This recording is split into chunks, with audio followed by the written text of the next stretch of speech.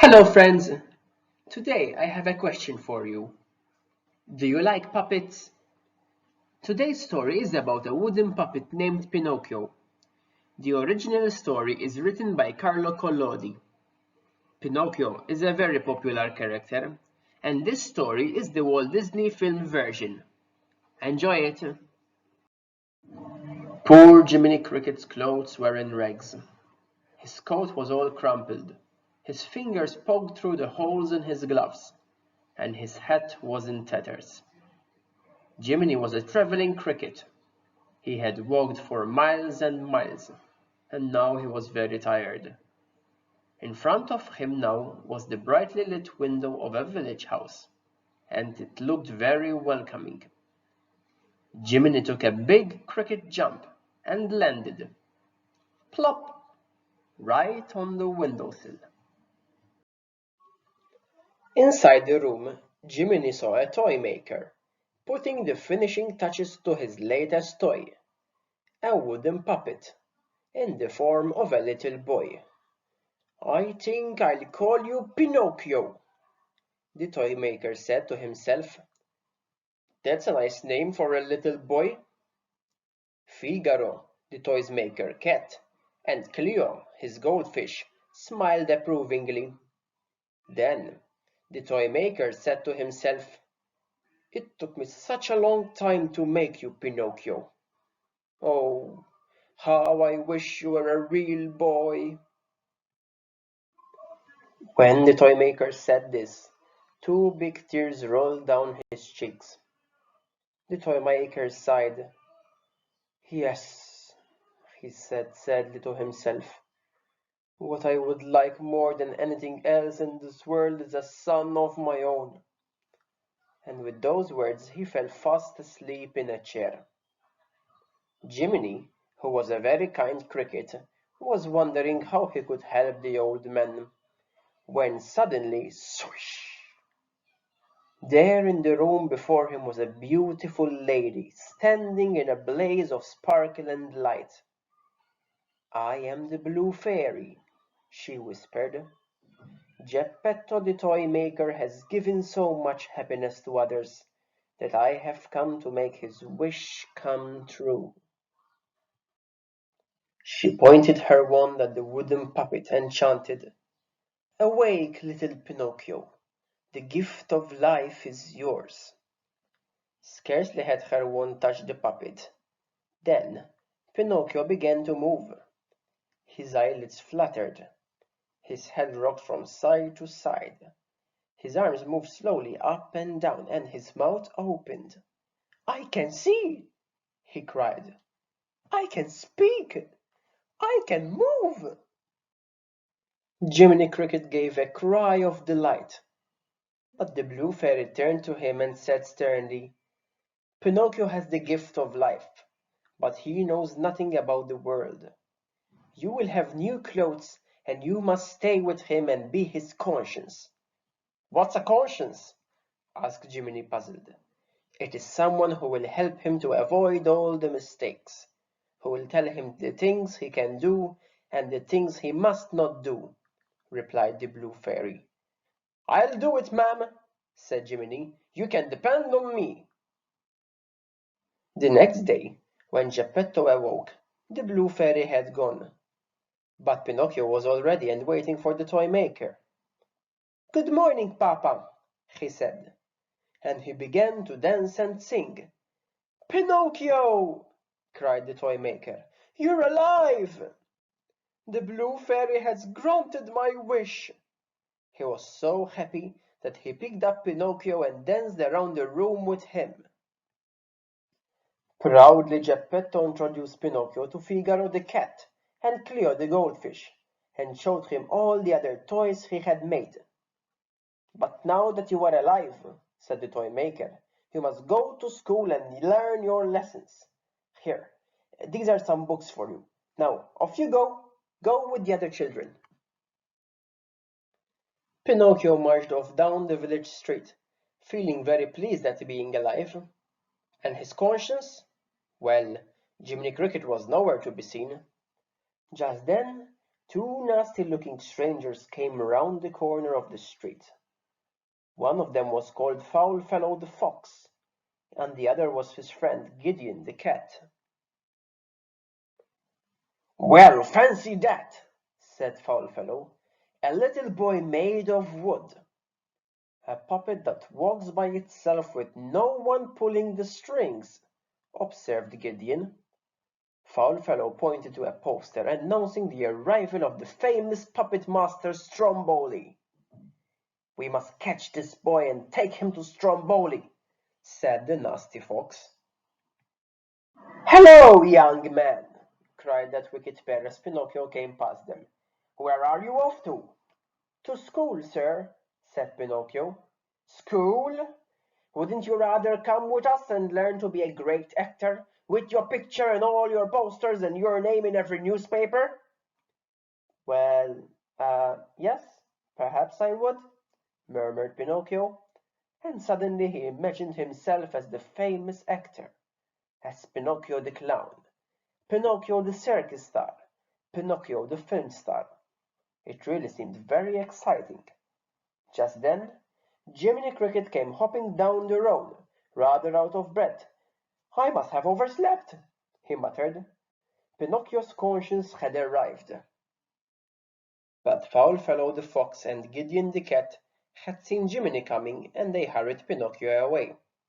As fast as Jiminy could hop, he wasn't nearly fast enough. When at last he caught up to Pinocchio, the Fox and the Cat had already sold the puppet to Stromboli the puppet master, and Pinocchio was being carried away in Stromboli's caravan. "Don't worry, Jiminy, don't worry," cried the boy puppet. "I'll be back when I'm rich and famous, and then Papa will be so proud of me." That same evening Pinocchio did his first performance at Stromboli's theatre. He made jumps, did somersaults, and performed all kinds of acrobatics. "Look, look!" cried the children in the audience. "The puppet does all the things, and no one is pulling his strings." Everyone cheered and clapped, but Stromboli wanted all the applause for himself. He told the audience, "This puppet does have strings, but they are invisible. I control them, but you can't see them." Everyone cheered again and threw money onto the stage. When Pinocchio didn't come back from school, Geppetto began to worry. He went knocking on all the village doors, asking people if they had seen the puppet boy, but no one had. That night Geppetto went down the village street with a lantern, crying, "Pinocchio, where are you? Oh, Pinocchio, please come home!" Figaro the cat meowed as loudly as he could, but no answer came to all their cries. Geppetto's heart was heavy with sadness. He said to himself, "If Pinocchio doesn't come back by tomorrow, I'll set out to find him, and I'll go to the end of the earth if I have to." Poor Pinocchio! He wasn't so happy now. He had discovered that Stromboli was really a very nasty man. The puppet master locked the little boy in a big cage so that he couldn't run away. Now Pinocchio knew that not everyone in the world was as kind as Geppetto, Jiminy Cricket, and the Blue Fairy. The Blue Fairy! Surely she can get me out of here, Pinocchio said to himself. He wished, and hey, presto! There was the Blue Fairy. But the fairy was very cross. "You have been very bad, Pinocchio," she said. "You disobeyed your father, and your conscience wasn't there to help you either. Isn't that so, Mr. Cricket?" Pinocchio suddenly saw Jiminy Cricket perched on the padlock of his cage. The fairy must have brought him here, he thought. Then, to defend his friend, he told the story of how Jiminy had tried to help him, which was quite untrue. "Be quiet, boy!" cried the fairy. "Don't you know that when you tell lies your nose grows bigger and bigger?"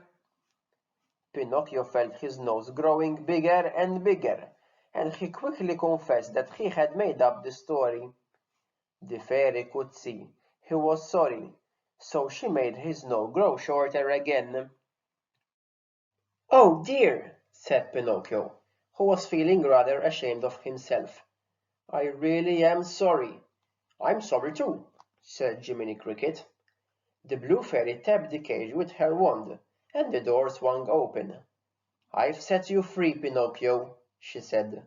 "But remember, I won't always be around to get you out of trouble. Remember, too, to listen to your conscience." With that, she disappeared in a flurry of sparkle and light. Jiminy said, "Let's agree that we'll always stay together until the day we die." "Until the day we die," cried Pinocchio. Jiminy led Pinocchio back to his father's village. But when the boy became separated from his conscience, who should come out of the shadows again but Foulfellow the fox and Gideon the cat? "Hello, young man!" they cried. Then Foulfellow and Gideon told Pinocchio all about the coach that would take him to Pleasure Island. And without his conscience to tell him not to, Pinocchio was so excited that he jumped on the coach. There were lots of other children on it too. Jiminy Cricket had arrived just in time to see Pinocchio getting on the coach. With one great hop he landed on the coach too, although as you can see he didn't have the best seat. Jiminy knew all about the coach that took children to Pleasure Island. The coachman collects all the lost children and turns them into donkeys to work on his island, he said to himself. Well, I must do my best to stay with Pinocchio and stop that from happening to him. All the children on the coach were put on a cargo ship going to Pleasure Island. When the ship arrived, Pinocchio met a red Indian. "Have a cigar, Pinocchio," said the Indian. Everything that wasn't allowed everywhere else was allowed on Pleasure Island. What fun they were going to have! Pinocchio and another boy went into the billiard room, and the other boy began to smoke a cigar. Pinocchio watched him in amazement. As the boy puffed on the cigar, Pinocchio shrieked, "Look at your ears!" "What's wrong with my ears?" laughed the boy. "You're growing donkey ears! And you've grown a donkey tail and donkey feet! It must be the cigar smoke that's causing it." "It is the cigar smoke," said Jiminy Cricket, who had followed Pinocchio all the way to Pleasure Island. And he was right. Suddenly, the other boy had turned into a complete donkey. Then Pinocchio felt something happening through his ears too. He looked round and saw a tail. "Help me, Jiminy Cricket, help me!" he cried. "There's only one thing to do," said Jiminy. "We must jump off the cliff and into the sea." Pinocchio hesitated, but Jiminy had made up his mind. "You can't be a donkey and pull a cart for the rest of your life," he said. "Come on, quickly! Jump!" Pinocchio jumped. So too did Jiminy, hoping that his umbrella would slow him down like a parachute. The two friends swam and swam until the waves washed them up to a desert island. "Look," said Jiminy, "there's a bottle, and it has a message in it." They opened the bottle and read the message.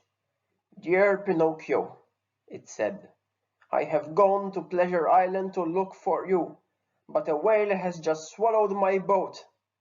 Goodbye, my son, from your loving papa, Geppetto." The whale that swallowed Geppetto's boat drank a lot of water with it, so that the boat went on floating inside the whale's huge tummy. There were lots of fish in the water in the whale's tummy, because every time the whale opened its mouth it swallowed hundreds of them. So Geppetto started to do some fishing. It was while he was fishing one day that Geppetto heard a faint cry in the water. "What was that?" he said to himself. "Pinocchio! Papa!" As soon as he had read his papa's note, the puppet boy had dived into the sea, and he had swum for hours and hours. Finally, He found the whale and threw himself into the great creature's open mouth. "I'll never leave you again, Papa," he cried. "I'll never let you go," said Geppetto. "But first we have to find a way out of the whale's tummy." "I have an idea," said Pinocchio. "We'll light a fire from the wood of your old boat, and the smoke will make the whale sneeze. Come on, let's get this fire going." Soon heavy black smoke was spreading through the whale's tummy. "This will soon make our whale sneeze," Pinocchio thought to himself. "Get ready, everyone!" shouted Geppetto. "Climb onto the planks that are left." The whale began to cough and shake and shake. Suddenly it drew in its breath and sneezed like thunder, shooting out the raft of planks to which Pinocchio, Geppetto, Jiminy Cricket, Figaro, and Cleo were clinging. The whale's sneeze was much bigger than they thought it would be. It blew them way over the sea, and in no time at all they were all washed up on a beach. There, Jiminy Cricket was the first to notice that something was wrong with Pinocchio. "He isn't breathing!" he cried. "He isn't moving!" Poor Pinocchio was dead. Sadly, the friends took him back to Geppetto's village. There, Pinocchio was laid on a bed. Geppetto, whose heart was broken for his lost son, cried and cried. Then, one day, a voice from above the bed murmured, "Awake, Pinocchio! Become a real boy again." Everyone knew who it was. It was the Blue Fairy. Slowly, Pinocchio came back to life. Was I dreaming?" Geppetto stammered. "Did I dream about Pinocchio's donkey ears, his long nose, his long tail?" "They've gone, Papa, forever. I'm a real grown-up little boy now. Thank you so much, Blue Fairy." As for Jiminy Cricket, well, he said to himself, "I've done all I can. A real grown-up little boy doesn't need a conscience anymore." And so, saying, he set off on his travels again. And by that, my fellow friends, we arrived at the end of today's story. After Pinocchio became a real boy, Geppetto fulfilled his dream of having his own son. Thank you, friends, and I'll see you next time.